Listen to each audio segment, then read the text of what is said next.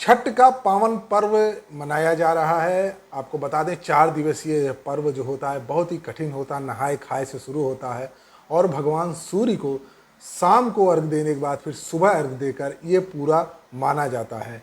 जी हाँ, ये जो पर्व होता है अपने आप में एक कठिन पर्व माना जाता है और छठी मैया की पूजा अर्चना इसमें की जाती है, भगवान सूर्य की पूजा अर्चना की जाती है। इसमें महिलाएं जो होती हैं वो तमाम फल फूल और उससे जुड़ी हुई चीज़ें, जो छठ से जुड़ी हुई चीज़ें, उसमें तमाम तरह के पकवान भी बनाए जाते हैं। इसको बनाकर भगवान सूर्य को भोग लगाती हैं और साथ ही साथ रात में और सुबह अर्घ देती हैं। यह जो पर्व होता है यह प्रकृति को संबोधित कहीं ना कहीं पर्व होता है और जल की आवश्यकता होती नदियों तालाबों में और आदि जगह जहाँ भी जल होता है उस पर यह पूजा की जाती है। साथ ही साथ सूर्य के डूबने और उगने पर यह पूजा होती है। छठ का पावन पर्व प्रमुख रूप से बिहार से शुरू हुआ था, लेकिन अब संपूर्ण विश्व में इसको मनाया जाता है। इस पर्व की मान्यता ऐसी है कि जो भी इस पर्व में मनौती मानता है या जो भी इच्छा रखता है, मनोकामना रखता है, वो छठी मैया जरूर पूर्ण करती हैं। आप सभी को छठ के पावन पर्व की हार्दिक शुभकामनाएं। अयोध्या का संत समाज छठ पर्व पे क्या कहता है इसको आप जरूर सुनिए, वीडियो को अंत तक देखिए और कमेंट अवश्य कीजिए। गुरुजी, सनातन का छठ महापर्व शुरू हो गया है। छठ महापर्व पर महिलाएं विशेष रूप से पूजा आराधना करती हैं। पूरे भारतवर्ष में यह त्योहार चलता है। अयोध्या को जोड़ते हुए छठ महापर्व की विशेषता महिमा विस्तार से बताएं आप। 3 दिन 4 दिन का प्रोग्राम महामहोत्सव का रहता है। नहाए खाए आदि सूर्य भगवान को अर्घ देकर छठ की पूजा, छठी मैया कहीं कहते हैं, और सूर्य भगवान की मेन आराधना का महापर्व यह है। सूर्य ही हमारे जीवन में जीवन वर्धक हैं और आयु वर्धक हैं, इसलिए सूर्य भगवान की आराधना, उपासना, एकासना का महापर्व छठ पर्व है। इसी को विभिन्न रूपों में लोग छठी मैया के रूप में मनाते हैं और छठ पूजा करते हैं।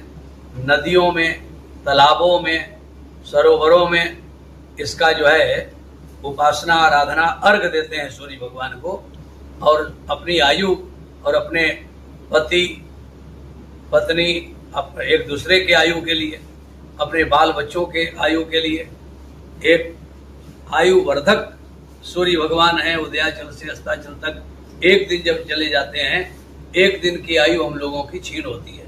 एक दिन हम लोग कम हो जाते हैं अपने जीवन की आयु से।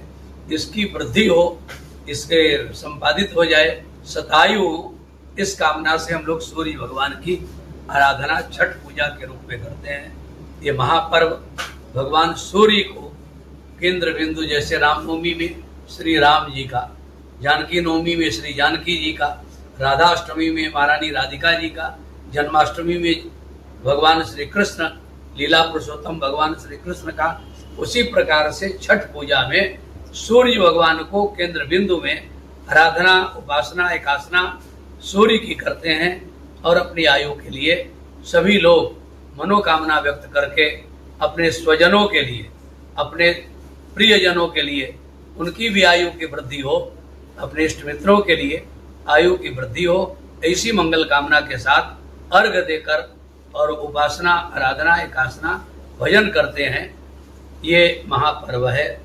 इस महापर्व के पावन अवसर में आपके पत्रिका चैनल के माध्यम से, 27 के चैनल के माध्यम से जितने भी दर्शक जन हैं सभी को मैं मंगल कामना दे रहा हूँ और सभी लोगों से आह्वान करता हूँ कि इस महापर्व में सूर्य भगवान की आराधना में आप लोग भी अर्घ दें और भगवान का स्मरण करके भगवत चिंतन करें, आराधना करें, एकासना, उपासना करें और अपने अपने जीवन की जो है सुरक्षा के दृष्टिकोण से सभी लोग भगवान से प्रार्थना करें। सभी का मंगल होगा।